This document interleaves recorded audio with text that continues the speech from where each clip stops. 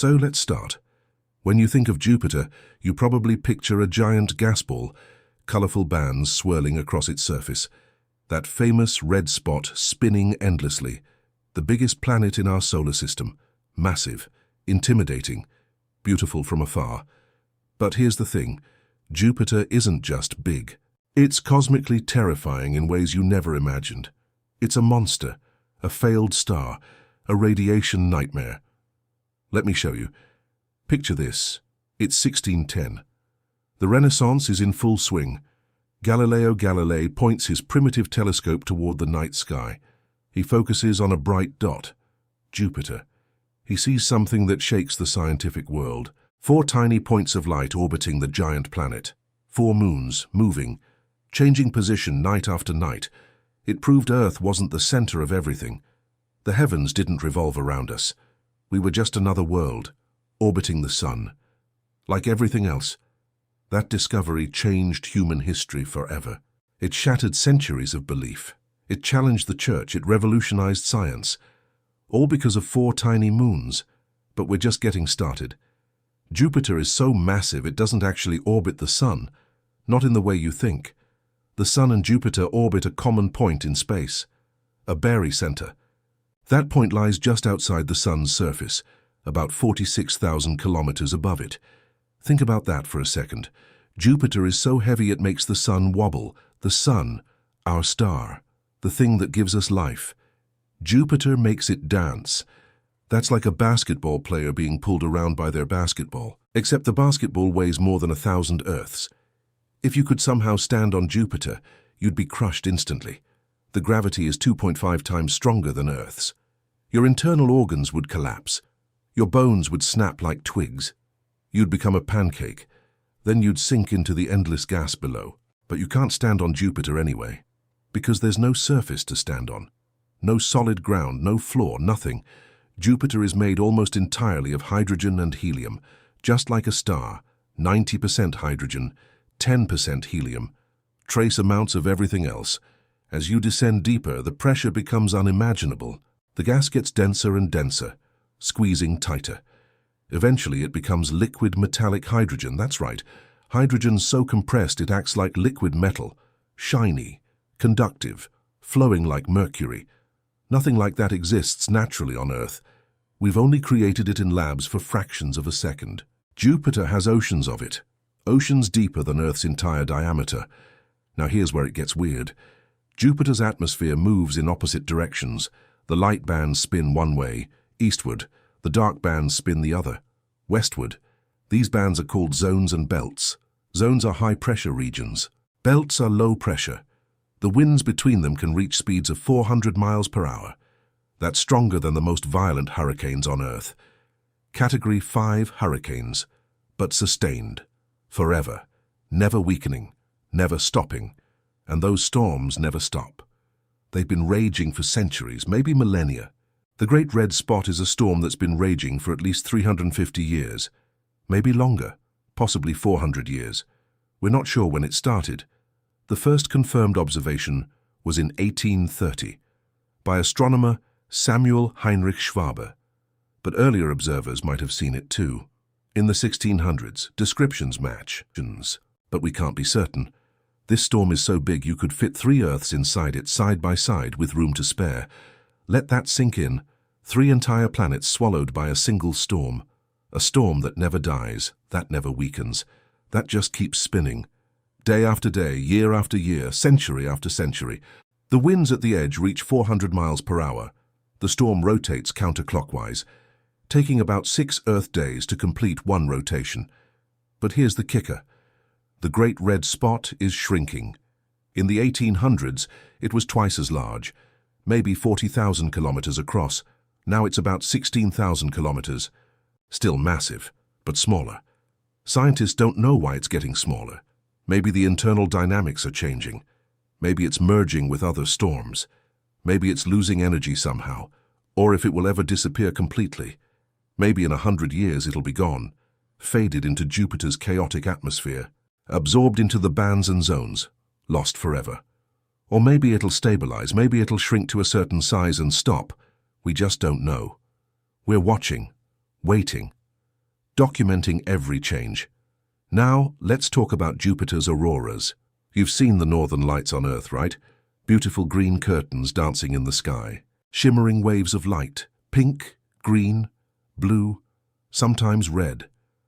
Earth's auroras are powered by the solar wind hitting our magnetic field, charged particles from the sun, colliding with our atmosphere, creating light shows.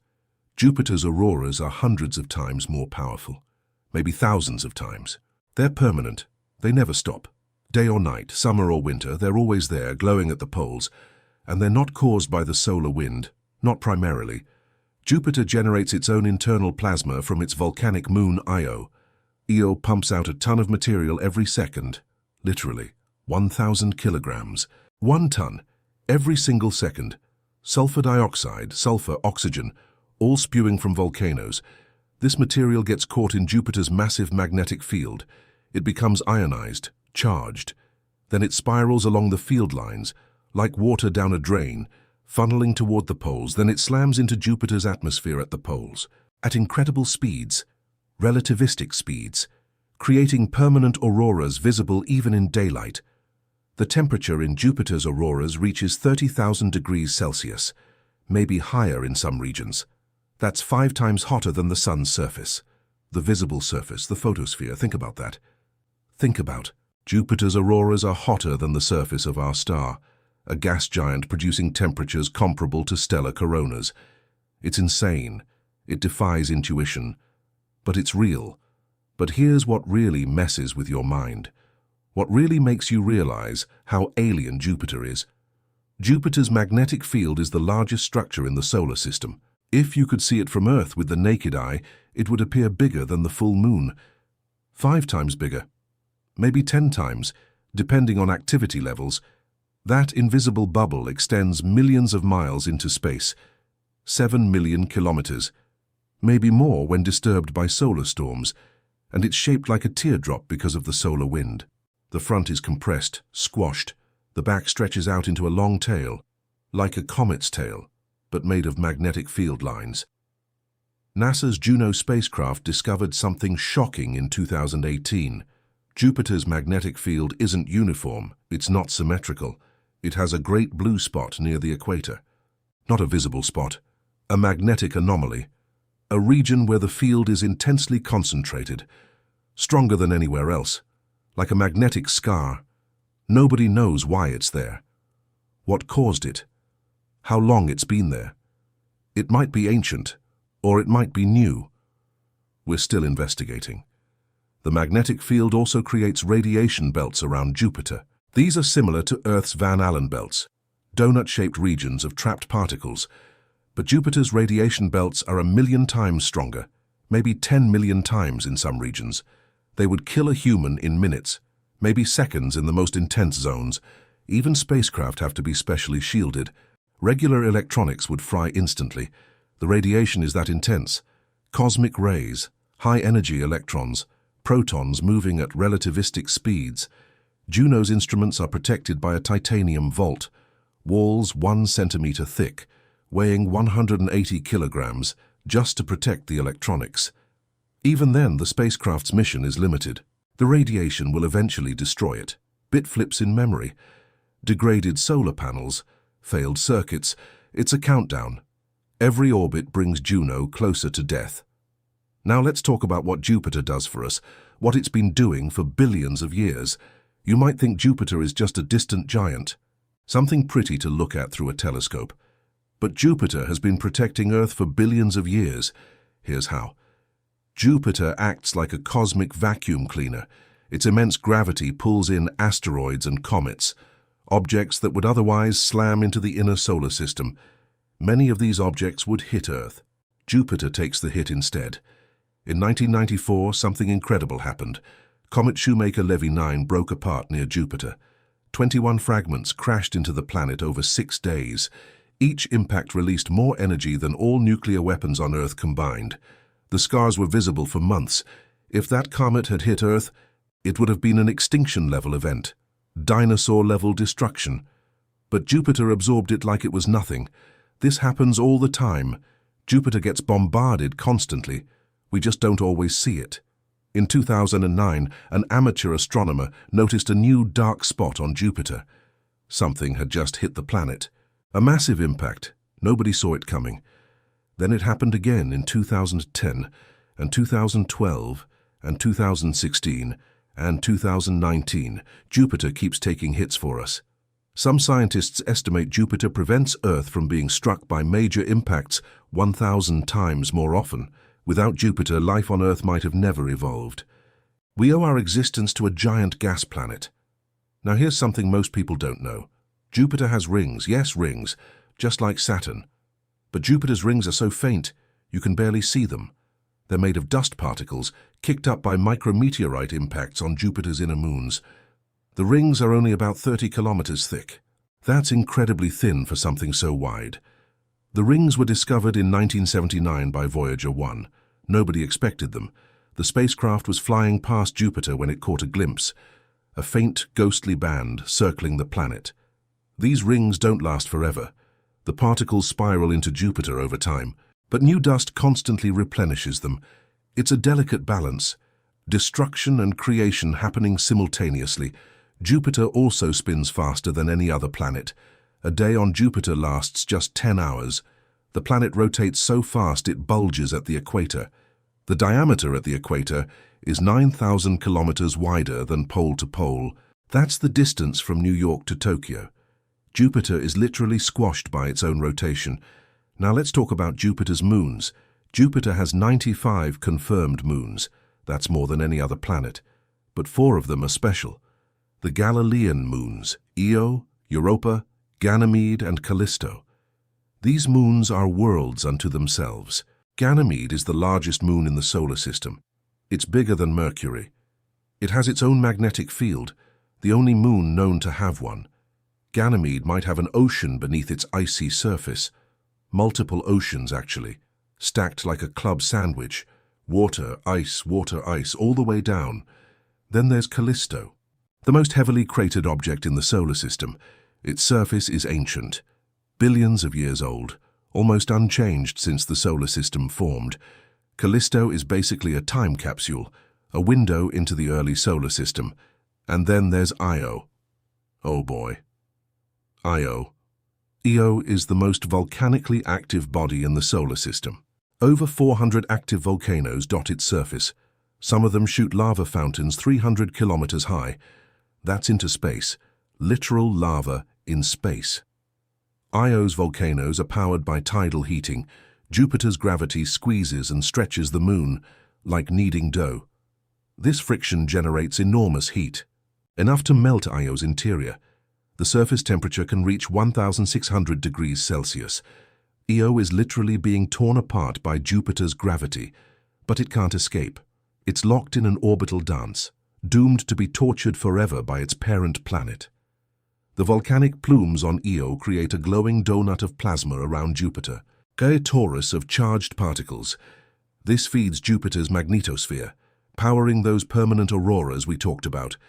It's all connected, a cosmic machine, and Io is the fuel.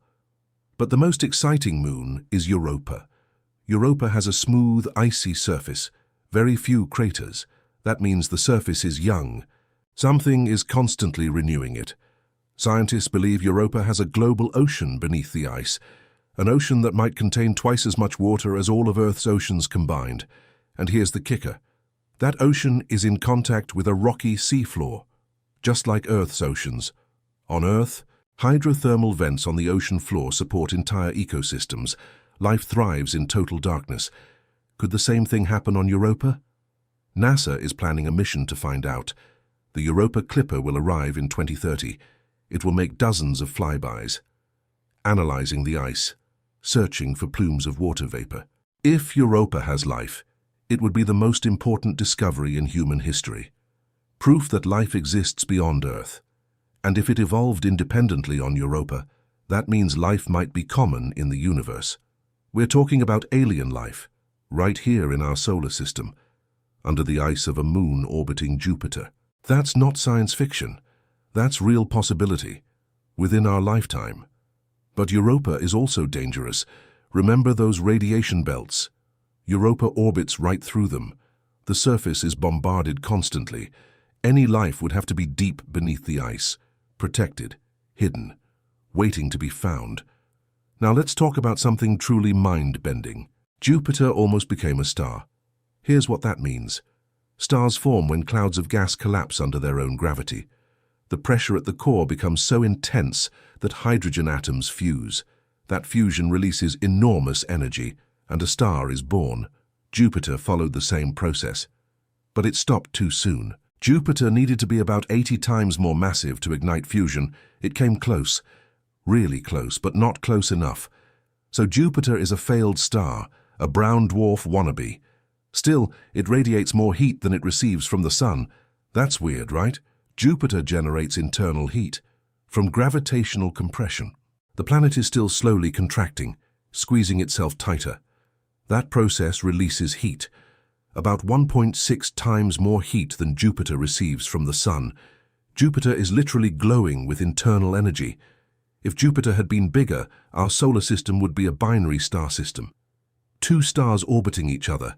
Earth would have two suns in the sky. Life on Earth would be completely different, maybe impossible. We got lucky. Jupiter stopped growing at just the right time. Now here's something that'll blow your mind. Jupiter has saved Earth countless times, but it might also destroy us one day. Let me explain. Jupiter's gravity is so strong it can fling objects into new orbits, including objects heading straight for Earth. Sometimes Jupiter redirects an asteroid away from us, but sometimes it sends one directly at us. It works both ways. In the early solar system, Jupiter's gravity caused chaos. It flung planetesimals all over the place. Some scientists believe Jupiter is responsible for the late heavy bombardment, a period about 4 billion years ago when Earth was pummeled by asteroids. That bombardment might have delivered water to Earth and organic molecules, the building blocks of life. So Jupiter might be the reason life exists on Earth, but it could also be our doom. If Jupiter's orbit were slightly different, Earth might not exist at all. The gravitational interactions are that delicate. We're living in a Goldilocks zone. Everything has to be just right. Too much Jupiter, bad. Too little Jupiter, also bad. We need Jupiter. But Jupiter is also terrifying. Now let's talk about Jupiter's core. For decades, scientists thought Jupiter had a solid rocky core, surrounded by layers of metallic hydrogen and regular hydrogen, like an onion. But Juno changed everything. Juno's gravity measurements revealed something shocking. Jupiter's core is fuzzy. It's not a distinct solid ball. Instead, it's a diffuse region of heavy elements mixed with hydrogen, like a slushy, but planet-sized. Nobody knows how this happened. Maybe a massive collision early in Jupiter's history disrupted the core. Maybe the core never fully formed, or maybe our models of planetary formation are wrong. This changes everything we thought we knew about gas giants, and it raises questions about other planets. Do Saturn, Uranus, and Neptune have similar fuzzy cores? We don't know. We haven't looked closely enough. Jupiter keeps surprising us. Every time we think we understand it, we find something new. Now let's talk about sounds. Space is a vacuum, right? Sound can't travel through a vacuum, so Jupiter should be silent. But NASA recorded sounds from Jupiter. Using radio emissions, Jupiter generates powerful radio waves. When converted to audio, they sound eerie. Whistles, clicks, static bursts. It's like Jupiter is talking. These sounds are created by electrons spiraling along magnetic field lines, the radiation belts crackling with energy. It's beautiful and terrifying at the same time. You can listen to these recordings online. They'll give you chills. Here's another wild fact. Jupiter's moon Ganymede creates its own sounds. Radio emissions from Ganymede's magnetosphere. They interact with Jupiter's magnetic field, creating a cosmic duet. Two worlds singing to each other across the void. Now let's talk about how we've explored Jupiter. 9 spacecraft have visited Jupiter so far. Pioneer 10 and 11 were the first. They flew by in the 1970s, sending back the first close-up images. Those images revealed a world far stranger than anyone imagined. Then came Voyager 1 and 2 in 1979. They discovered the rings. They found active volcanoes on Io. They mapped the Galilean moons in detail. Voyager's discoveries transformed our understanding of Jupiter. In 1989, Galileo began a 6-year journey to Jupiter. It arrived in 1995. It dropped a probe into Jupiter's atmosphere. The probe transmitted data for 58 minutes before being crushed. The pressure destroyed it, like being deep in the ocean. That probe found less water than expected, and more helium. Jupiter's composition is still mysterious. Then came New Horizons in 2007. It used Jupiter for a gravity assist. On its way to Pluto, it captured stunning images of Jupiter's storms. And Juno. Juno arrived in 2016. It's still orbiting Jupiter today. Juno flies closer to Jupiter than any previous spacecraft, skimming just 5,000 kilometers above the cloud tops. Juno has transformed our knowledge of Jupiter.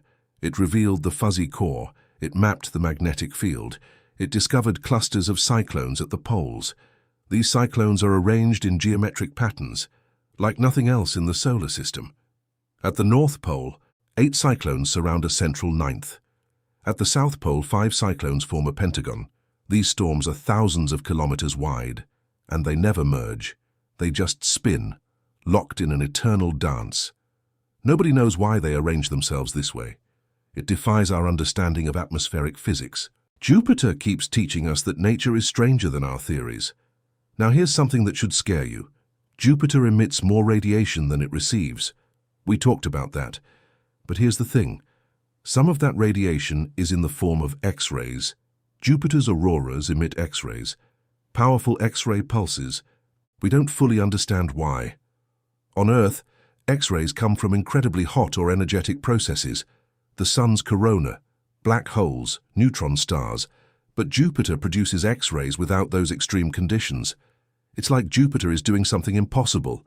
Scientists think the X-rays come from charged particles slamming into the atmosphere, but the details are murky.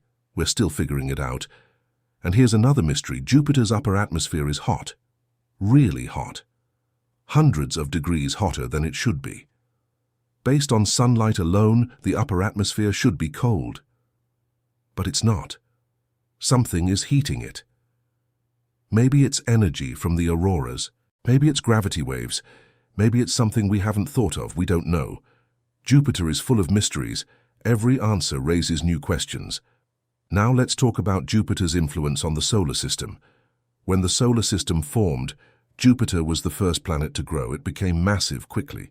So massive that it shaped everything around it.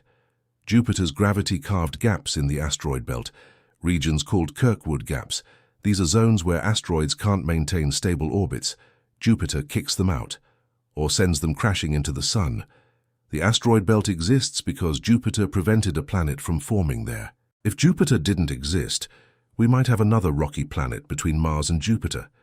Instead, we have rubble. Millions of asteroids, leftover building blocks. Some scientists think Jupiter migrated inward early in solar system history. It moved closer to the Sun. Then Saturn formed. Saturn's gravity pulled Jupiter back outward. This is called the Grand Tack hypothesis. If true, Jupiter's migration destroyed the inner solar system's original planets. Earth might be a second-generation planet, formed from the debris. We wouldn't exist without Jupiter's wandering. But Jupiter also nearly destroyed us before we began. It's a delicate balance, creation and destruction. Jupiter does both. And here's something fascinating. Jupiter might host diamonds. Deep in the atmosphere, carbon atoms get compressed by the immense pressure. They form diamonds, raining down toward the core. Diamond rain. On Jupiter. It sounds like science fiction, but it's probably real. Uranus and Neptune likely have diamond rain too. But Jupiter's diamonds would be enormous, thousands of kilometers down, where the pressure is unimaginable. These diamonds would sink through liquid metallic hydrogen, eventually dissolving in the core. Or maybe they form diamond icebergs, floating in an ocean of liquid hydrogen. We'll probably never know for sure, but it's fun to imagine. Now let's talk about life. Could Jupiter host life? Probably not. The conditions are too extreme. No solid surface, crushing pressure, intense radiation. But maybe, just maybe. In the upper atmosphere, conditions are more Earth-like. Temperatures around 0 degrees Celsius, moderate pressure, water clouds. Could microbes float in Jupiter's clouds, like aerial plankton on Earth? It's unlikely, but not impossible. Carl Sagan speculated about this in the 1970s. He imagined balloon-like creatures, floating in the atmosphere, feeding on organic molecules. No evidence supports this, but we haven't ruled it out either. If life exists on Jupiter, it would be radically different, adapted to a world without land, without seasons, without day and night as we know them. It's a fun thought experiment. But Europa is the real prize. Europa is where we're most likely to find life, hidden beneath the ice, in the dark ocean. That's where the search will focus, not Jupiter itself. But who knows? The universe is full of surprises. Now here's the really disturbing part. Jupiter's radiation would kill you in ways you can't imagine. Let's say you could magically survive the pressure, and the heat, and the lack of solid ground. You'd still die from radiation within hours, maybe minutes. The radiation isn't like sunburn. It's ionizing radiation. It tears molecules apart. It shreds DNA. It destroys cells. Your body would literally fall apart at the molecular level.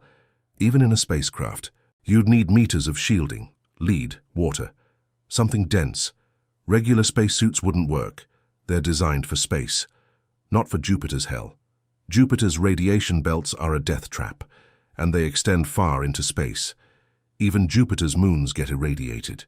Europa's surface is constantly bombarded. Any organic molecules get destroyed. If life exists there, it's deep underwater, protected by kilometers of ice.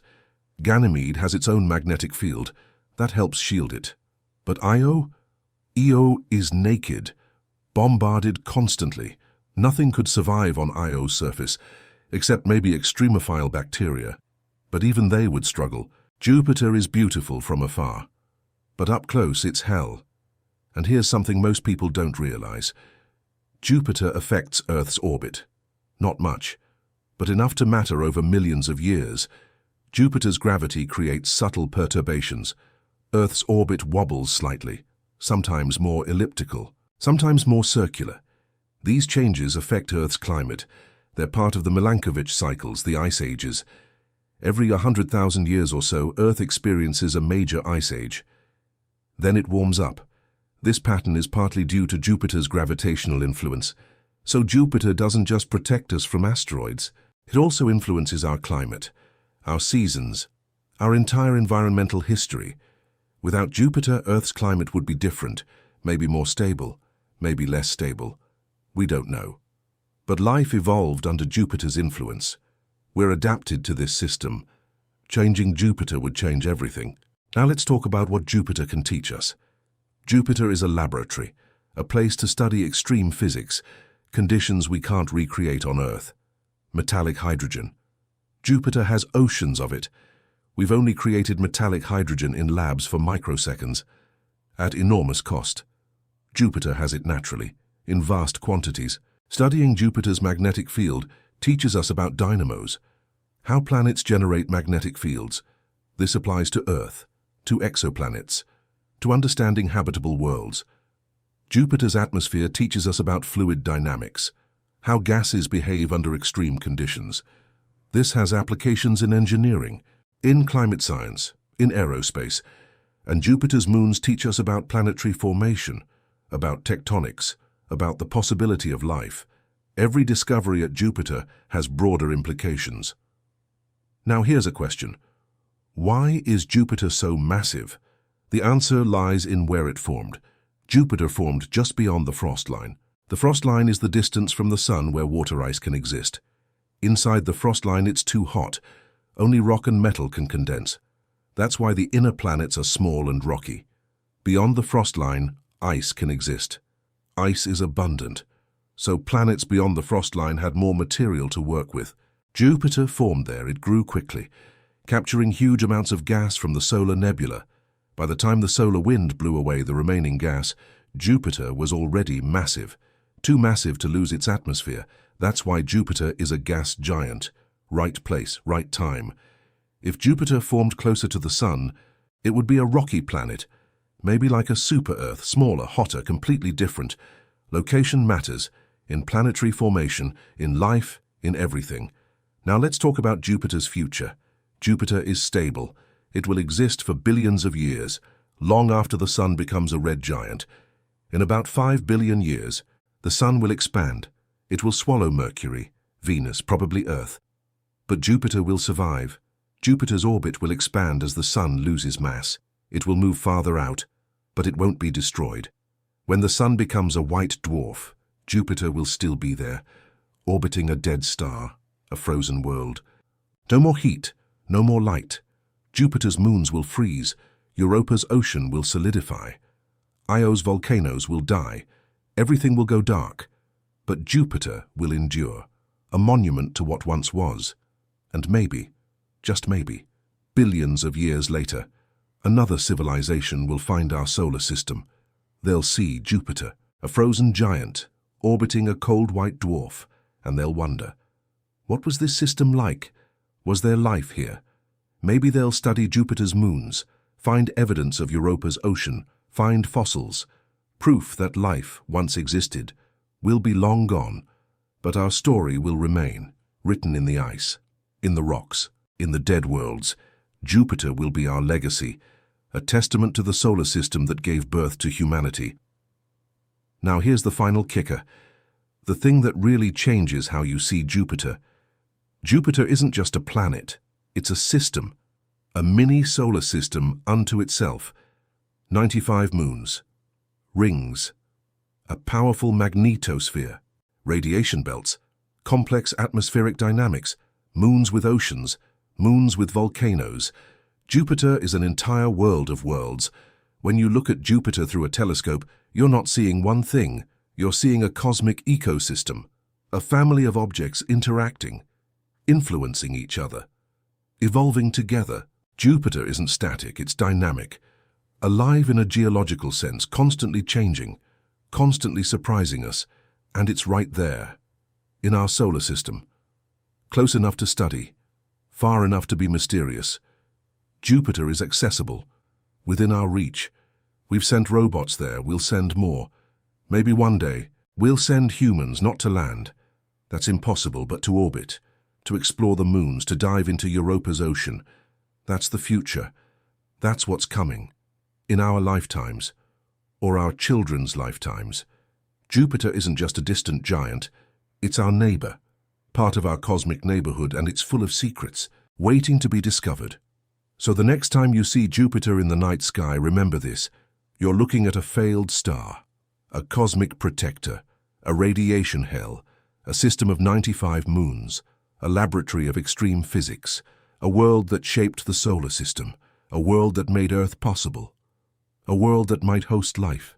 You're looking at Jupiter, the king of planets, and it's far stranger than you ever imagined. That's the information that changes everything. Jupiter isn't what you thought it was. It's so much more, and we're only beginning to understand it.